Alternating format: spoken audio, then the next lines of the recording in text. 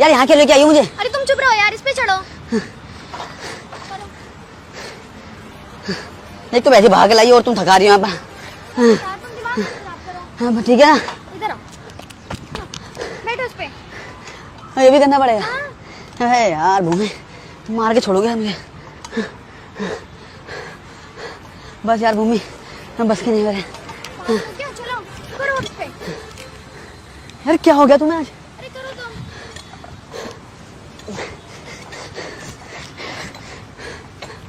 यार भूमि मेरे बस की नहीं है यार, मैं थक गया हूँ। 2 मिनट में थक गए। हाँ। चलो अब। यार तुमने मुझे इतना क्यों थका दिया? इससे तो अच्छे जिम में चला जाता, पार्क वाले जिम में को ले गया। कोई बॉडी नहीं बनती है, सिर्फ ऐसे एक्सरसाइज के लिए होता है ये। जिम विम नहीं करवा रही मैं। फिर आज मेरे मम्मी पापा घर पे नहीं है, रात में रात की तैयारी करवा रही हूँ तुमसे। 2 मिनट में थक गए। समझ रहे हो ना?